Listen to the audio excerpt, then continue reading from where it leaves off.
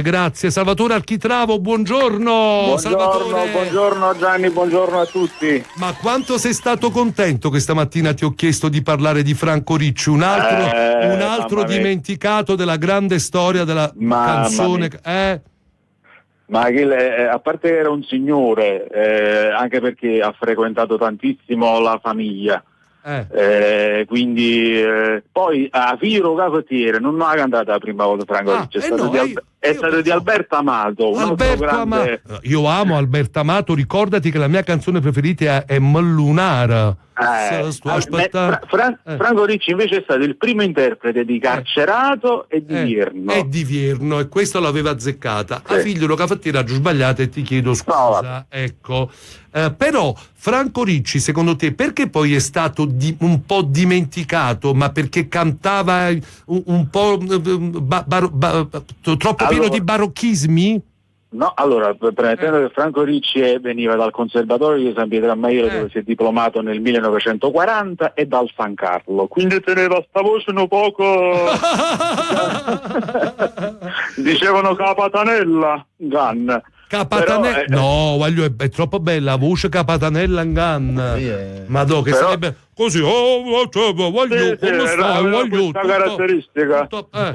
Però era, cioè, stiamo parlando del vincitore del primo festival di Napoli, ha recitato con Gassman in Profumo di donna, quindi è un artista veramente che merita, che poi il vero nome era Salvatore Sebastiani, prese il cognome Ricci perché la mamma era Riccio, però tolse la O finale.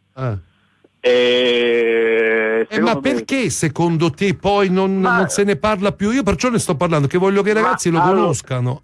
Perché a short c'ho sempre quando fai film e la televisione. La memoria è sempre dettata da questo, purtroppo. È vero, quando le televisioni teche della Rai non ti prendono più in considerazione, allora lì che poi fanno morire 3 volte un artista, ecco.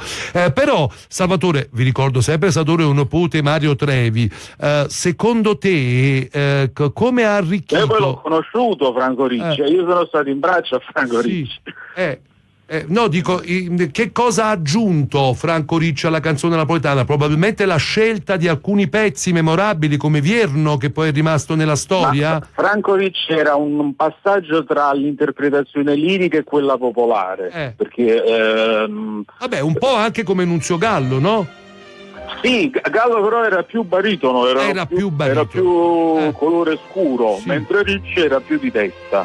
Queste erano. Però tutti quanti venivano per la maggior parte dal mondo della lirica. Questa ti piace? Questa ti piace? Franco Ricci, tra parentesi, era un uomo molto scherzoso nella vita privata, faceva i certi pernacchi dall'ambiente che vera.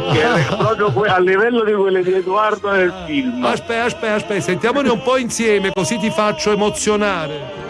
Questa di che anno è? Non me lo ricordo, però questo è Desiderio Sole, che se non sbaglio è il primo festival di Napoli del 52. Addirittura. Che vinse con Nilla Pizzi. Dai, ma questa poi l'ho ritrovata in molti film ogni tanto, questa canzone. Ma perché questa fa parte dell'epoca in cui le canzoni napoletane diventavano soggetto di molti film. Di molti film, infatti, come Padrone d'Omar, Lazzarella, Guaglione. I musicarelli poi negli anni 60, però avevamo cominciato sempre prima noi, molto prima noi. Allora Salvatore, grazie, un saluto a nonno Mario. Grazie. Ciao. Di Ricci ne parlo anche nel documentario di nonno. Un'ultima cosa. Tu devi venire qui col nonno e parliamo del documentario. Già te l'ho detto 1000 volte. Ciao. Ciao, grazie a tutti.